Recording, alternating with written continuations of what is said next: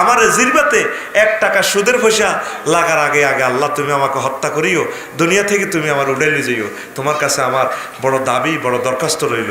কেমনে রে মুসলমান সুদ খায়? কে সুদ খায় না বাংলাদেশের? তুমি আমাকে দেখাও, একটা মানুষ দেখাও। আমাদের রাষ্ট্র ব্যবস্থা যে কনস্টিটিউশন সুদভিত্তিক অর্থনৈতিক। বাংলায় একটা কথা আছে, যেদিকে বৃষ্টি সেদিকেই ছাতা। মাওলানা রফিকুল্লাহ আফসারী এই প্রবাদের টাটকা উদাহরণ তৈরি করলেন। সাধারণত ক্ষমতাসীন দল ও ব্যক্তিদের একটু তোষামত করে সুবিধা বাগানোর চেষ্টা বাংলাদেশে অনেকেই করেন, কিন্তু মাওলানা রফিকুল্লাহ আফসারী যেটা করলেন তা নজিরবিহীন। তিনি অন্তর্বর্তী সরকারের প্রধান উপদেষ্টা ডক্টর মোহাম্মদ ইউনূসকে একদম সরাসরি ইমাম ঘোষণা দিয়ে ফেললেন। এত ভালো মানুষ, এত শিক্ষিত মানুষ আর ফাইতিনো ইমাম হিসেবে তিনি আমার ইমাম ডক্টর ইউনূস সাহেব, আল্লাহ তার হায়াতে বরকত দাও। শুধু তাই নয়, যারা সুদের ইস্যুতে ডক্টর মোহাম্মদ ইউনূসের সমালোচনা করেন তাদের ব্যাপারেও রফিকুল্লাহ আফসারী ক্ষোভ প্রকাশ করে বললেন, রাষ্ট্রের অর্থনীতিই তো সুদভিত্তিক অর্থনীতি, কাজেই কেউই সুদের বাইরে নয়। ওনাকে যারা সুদী বলে, আল্লাহ তুমি তাদের ইনসাফ করো। কে সুদ খায় না বাংলাদেশের? তুমি আমাকে দেখাও, একটা মানুষ দেখাও। আমাদের রাষ্ট্র ব্যবস্থা যে কনস্টিটিউশন সুদভিত্তিক অর্থনৈতিক। আফসারীর এই বক্তব্য শতভাগ সত্য। সুদভিত্তিক অর্থনীতির অধীনে বসবাস করলে কেউই সুদের বাইরে থাকতে পারে না। কিন্তু জনাব আফসারী কি এই সত্যটা বর্তমান সরকারের আমলে আবিষ্কার করলেন, নাকি আগেও তা জানতেন? চলুন বিগত সরকারের আমলে তার একটা ওয়াজ শোনা যাক।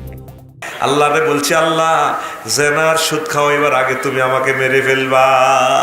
এভাবে বিগত সরকারের আমলে জনগণকে সুদ সম্পর্কে সতর্ক করেছিলেন জনাব আফসারী হুজুর। প্রশ্ন হলো, বিগত সরকারের আমলেও তো রাষ্ট্রে সুদভিত্তিক অর্থনীতিই চালু ছিল, তার মানে সবাই সুদের মধ্যেই ছিল। তাহলে তখন তিনি কার বিরুদ্ধে গর্জে উঠেছিলেন?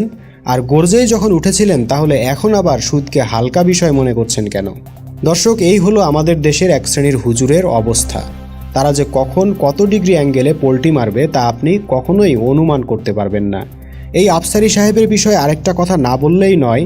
2023 সালের একটা ওয়াজে তিনি হিজবুত তৌহিদের ইমাম জনাব হোসাইন মোহাম্মদ সেলিমকে নিয়েও মিথ্যাচার করেছিলেন। মহিলারই ইমাম বানায় নামাজ পড়ায়, তাওহীদ দিয়ে জান্নাতে যাইবে।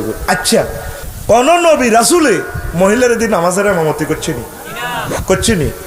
তার বাইরে এগুলা কি শুরু করছে? ভাইও কয়টা টাকা পাইবেন বিদেশি থেকে, ইহুদি নাসারা থেকে?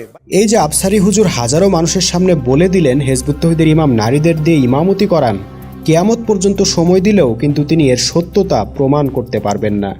স্ক্রিনে আপনারা যে ভিডিওটা দেখতে পাচ্ছেন, এটা ভারতের কেরালা রাজ্যের একটা নারীর ইমামতির ভিডিও, অথচ এটাকে সোশ্যাল মিডিয়াতে হিজবুত তৌহিদের নারী বলে চালিয়ে দেওয়া হয়েছে। আর আফসারী হুজুর সেটা দেখেই হাজারো মানুষের সামনে প্রচার করে দিয়েছেন। অথচ কোরআনে আল্লাহ বারবার বলে দিয়েছেন, কোনো খবর আসলে যাচাই করে দেখতে হবে। শুধু তাই নয়, তিনি হিজবুত তৌহিদের নামাজ নিয়েও অনেক ক্ষোভ প্রকাশ করেছেন ওয়াজে। আর নোয়াজটা হরেতে দেখছেন নি, শতানির একটা শেষ আছে তো, আল্লাহু আকবার, সামি আল্লাহু লিমান হামিদা, আল্লাহু আকবার। আচ্ছা, হিজবুত তৌহিদের ইমাম এভাবে বিকৃত করে আল্লাহু আকবার কবে, কোথায়, কোন নামাজে বলেছেন তা কি আফসারী সাহেব দেখাতে পারবেন?